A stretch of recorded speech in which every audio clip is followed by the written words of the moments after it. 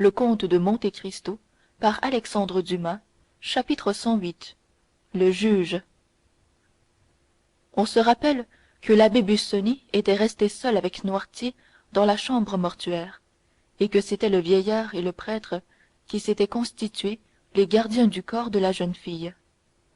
Peut-être les exhortations chrétiennes de l'abbé, peut-être sa douce charité, peut-être sa parole persuasive avaient-elles rendu le courage au vieillard, car depuis le moment où il avait pu conférer avec le prêtre, au lieu du désespoir qui s'était d'abord emparé de lui, tout dans Noirtier annonçait une grande résignation, un calme bien surprenant pour tous ceux qui se rappelaient l'affection profonde portée par lui à Valentine. M. de Villefort n'avait point revu le vieillard depuis le matin de cette mort. Toute la maison avait été renouvelée. Un autre valet de chambre avait été engagé pour lui, un autre serviteur pour Noirtier. 2 femmes étaient entrées au service de mme de Villefort. Tous, jusqu'au concierge et au cocher, offraient de nouveaux visages qui s'étaient dressés, pour ainsi dire, entre les différents maîtres de cette maison maudite et avaient intercepté les relations, déjà assez froides, qui existaient entre eux. D'ailleurs, les assises s'ouvraient dans 3 jours, et Villefort, enfermé dans son cabinet, poursuivait avec une fiévreuse activité la procédure entamée contre l'assassin de Caderousse. Cette affaire, comme toutes celles auxquelles le comte de Monte Cristo se trouvait mêlé, avait fait grand bruit dans le monde parisien. Les preuves n'étaient pas convaincantes, puisqu'elles reposaient sur quelques mots écrits par un forçat mourant, ancien compagnon de bagne de celui qui l'accusait, et qui pouvait accuser son compagnon par haine ou par vengeance. La conscience seule du magistrat s'était formée. Le procureur du roi avait fini par se donner à lui-même cette terrible conviction que Benedetto était coupable, et il devait tirer de cette victoire difficile une de ces jouissances d'amour-propre qui seules réveillaient un peu les fibres de son coeur glacé. Le procès s'instruisait donc, grâce au travail incessant de Villefort, qui voulait en faire le début des prochaines assises. Aussi avait-il été forcé de se celer plus que jamais pour éviter de répondre à la quantité prodigieuse de demandes qu'on lui adressait à l'effet d'obtenir les billets d'audience. Et puis, si peu de temps s'était écoulé depuis que la pauvre Valentine avait été déposée dans la tombe, la douleur de la maison était encore si récente que personne ne s'étonnait de voir le père aussi sévèrement absorbé dans son devoir, c'est-à-dire dans l'unique distraction qu'il pouvait trouver à son chagrin. Une seule fois, c'était le lendemain du jour où Benedetto avait reçu cette seconde visite de Bertuccio, dans laquelle celui-ci lui avait dû nommer son père. Le lendemain de ce jour, qui était le dimanche, une seule fois, disons-nous, Villefort avait aperçu son père. C'était dans un moment où le magistrat, harassé de fatigue, était descendu dans le jardin de son hôtel, et sombre, courbé sous une implacable pensée, pareil à Tarquin, abattant avec sa badine les têtes de pavots les plus élevés, M. de Villefort abattait avec sa canne les longues et mourantes tiges de roses trémières qui se dressaient le long des allées, comme les spectres de ces fleurs si brillantes dans la saison qui venait de s'écouler. Déjà plus d'une fois, il avait touché le fond du jardin, c'est-à-dire cette fameuse grille donnant sur le clos abandonné, revenant toujours par la même allée, reprenant sa promenade du même pas et avec le même geste, quand ses yeux se portèrent machinalement vers la maison, dans laquelle il entendait jouer bruyamment son fils, revenu de la pension pour passer le dimanche et le lundi près de sa mère. Dans ce moment, il vit, à l'une des fenêtres ouvertes, M. Noirtier, qui s'était fait rouler dans son fauteuil jusqu'à cette fenêtre, pour jouir des derniers rayons d'un soleil encore chaud qui venait saluer les fleurs mourantes des volubilis et les feuilles rougies des vignes vierges qui tapissaient le balcon. L'œil du vieillard était rivé, pour ainsi dire, sur un point que Villefort n'apercevait qu'imparfaitement. Ce regard de Noirtier était si haineux, si sauvage, si ardent d'impatience, que le procureur du roi, habile à saisir toutes les impressions de ce visage qu'il connaissait si bien, s'écarta de la ligne qu'il parcourait pour voir sur quelle personne tombait ce pesant regard. Alors il vit, sous un massif de tilleuls aux branches déjà presque dégarnies, mme de Villefort, qui, assise, un livre à la main, interrompait de temps à autre sa lecture pour sourire à son fils ou lui renvoyer sa balle élastique qu'il lançait obstinément du salon dans le jardin. Villefort pâlit, car il comprenait ce que voulait le vieillard.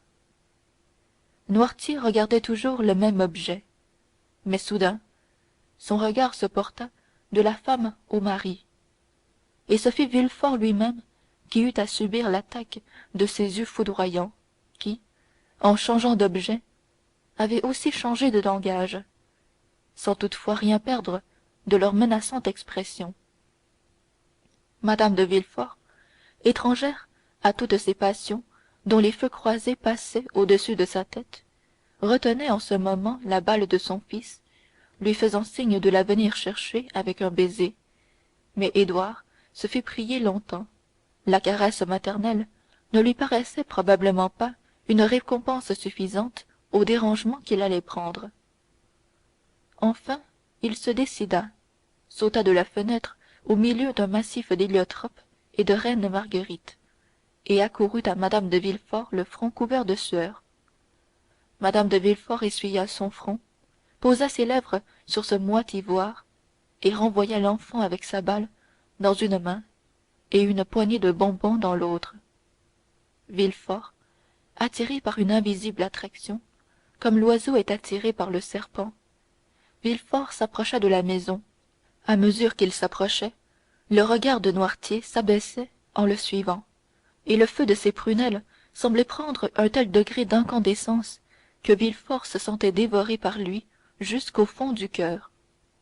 En effet, on lisait dans ce regard un sanglant reproche en même temps qu'une terrible menace.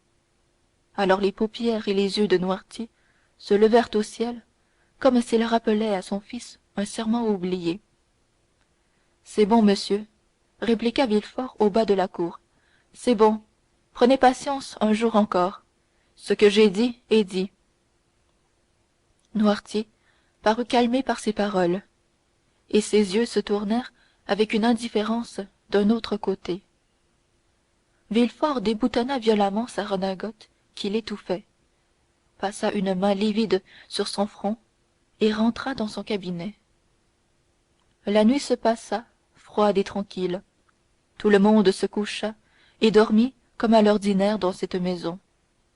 Seul, comme à l'ordinaire aussi, Villefort ne se coucha point en même temps que les autres, et travailla jusqu'à 5 heures du matin à revoir les derniers interrogatoires faits la veille par les magistrats instructeurs, à compulser les dépositions des témoins et à jeter de la netteté dans son acte d'accusation, l'un des plus énergiques et des plus habilement conçus qu'il eût encore dressé.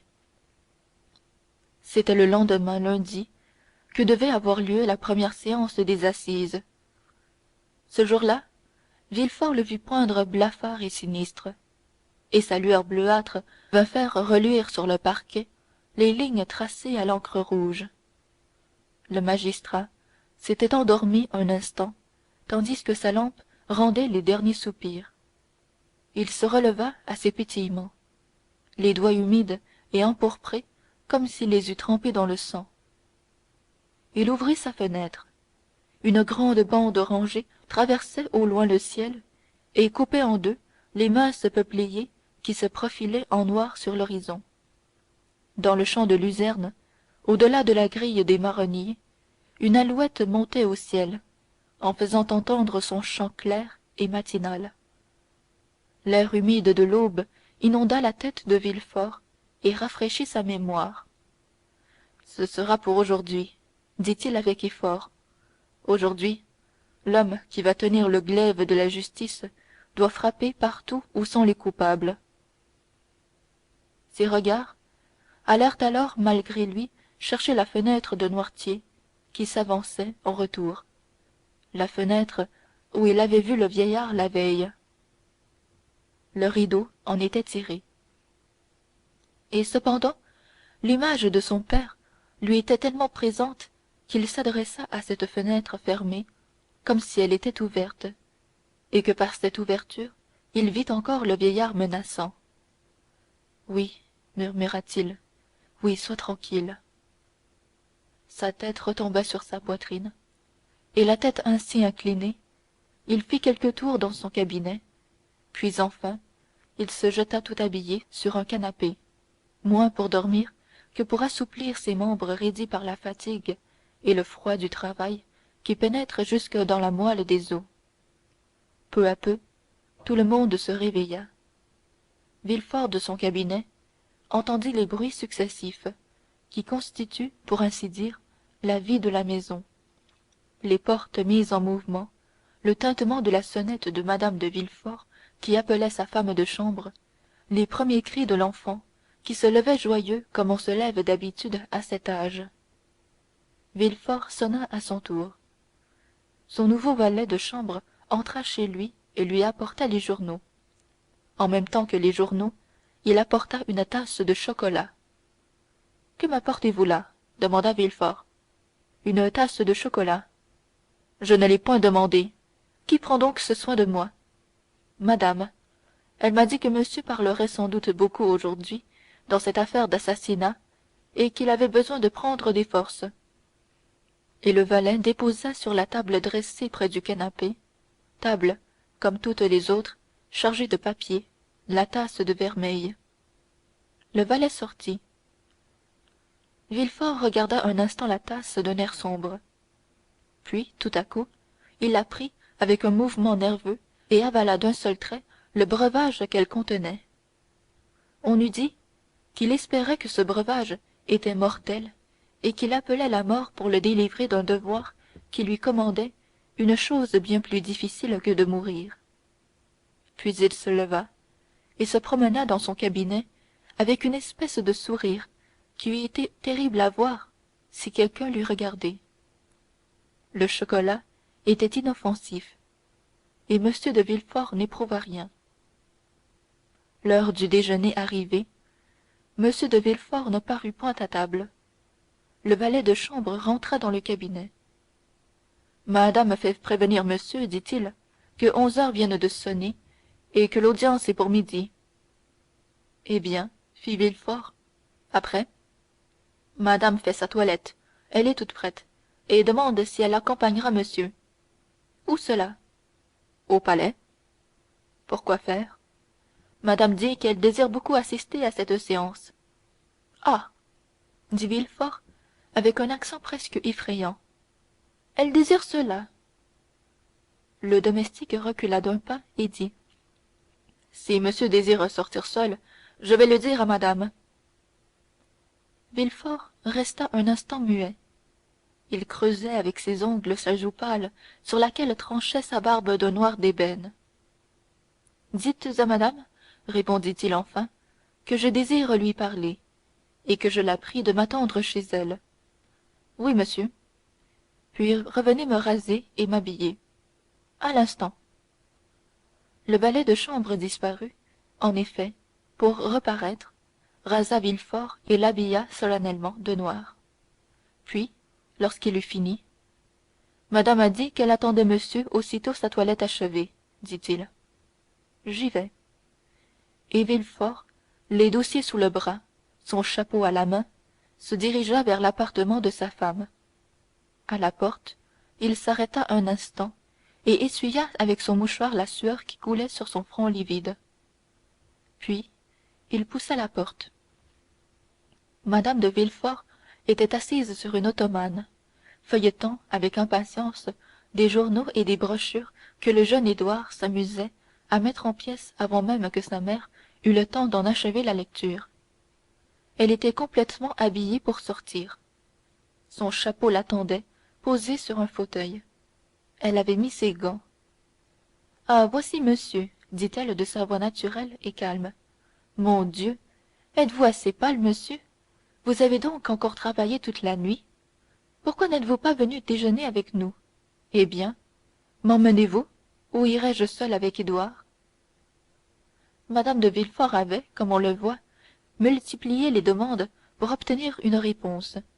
mais à toutes ces demandes, M. de Villefort était resté froid et muet comme une statue.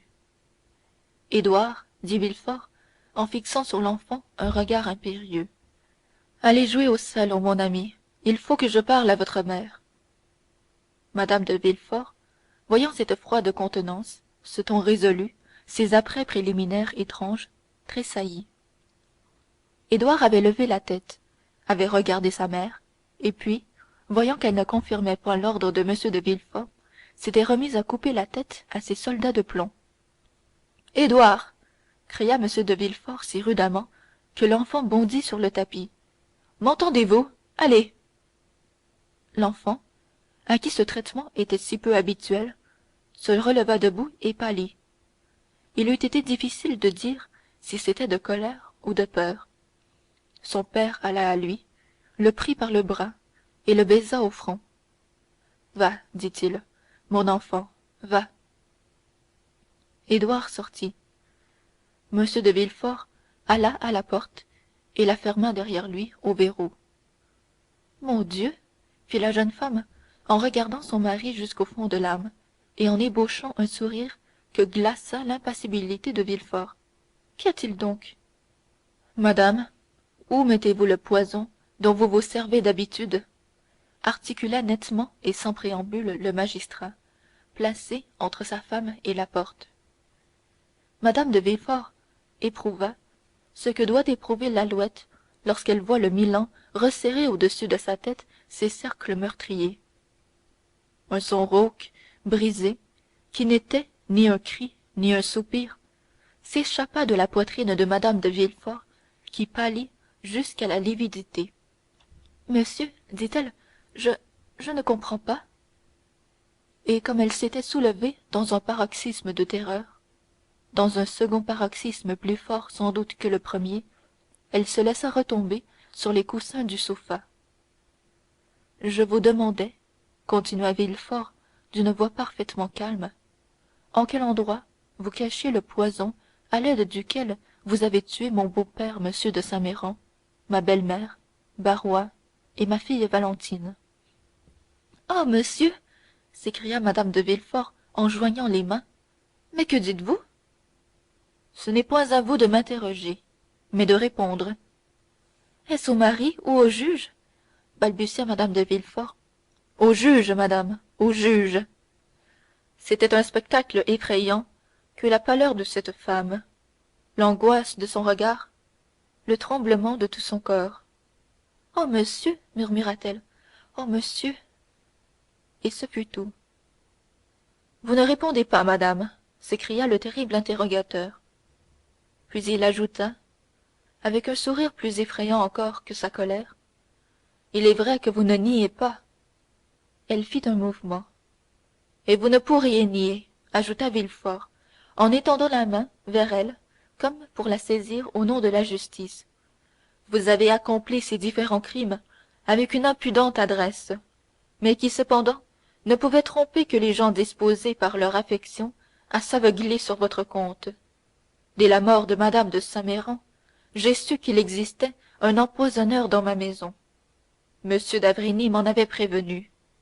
Après la mort de Barrois, Dieu me pardonne, mes soupçons se sont portés sur quelqu'un, sur un ange, mes soupçons qui, même là où il n'y a pas de crime, veillent sans cesse allumés au fond de mon cœur.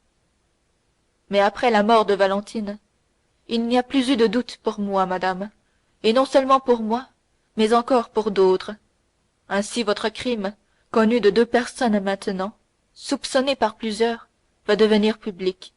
Et comme je vous le disais tout à l'heure, madame, ce n'est plus un mari qui vous parle, c'est un juge. La jeune femme cacha son visage dans ses deux mains. Oh, monsieur, balbutia-t-elle, je vous en supplie, ne croyez pas les apparences. Seriez-vous lâche? S'écria Villefort d'une voix méprisante.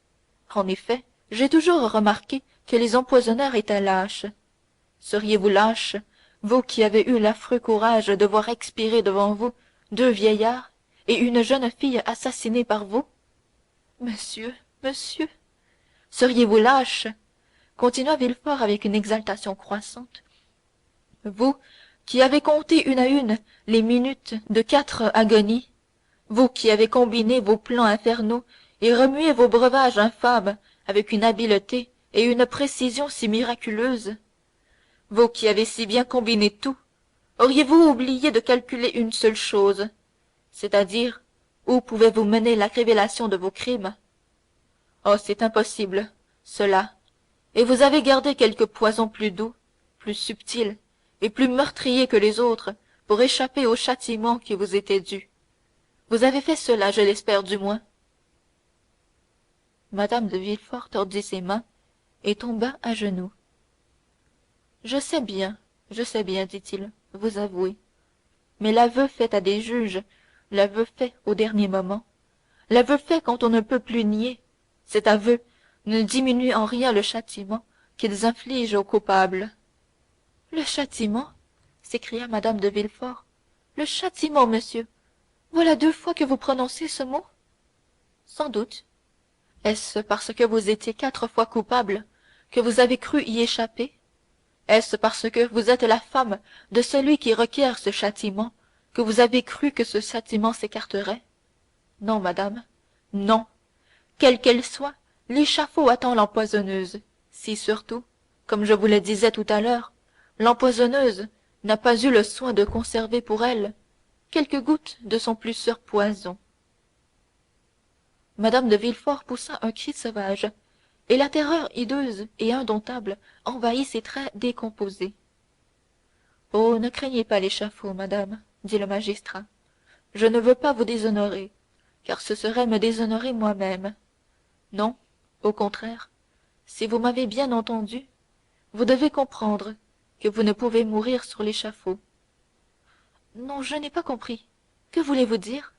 Balbutia la malheureuse femme complètement atterrée. Je veux dire que la femme du premier magistrat de la capitale ne chargera pas de son infamie un nom demeuré sans tache, et ne déshonorera pas du même coup son mari et son enfant. Non, oh non. Eh bien, madame, ce sera une bonne action de votre part, et de cette bonne action je vous en remercie. Vous me remerciez? Et de quoi? De ce que vous venez de dire. Qu'ai-je dit?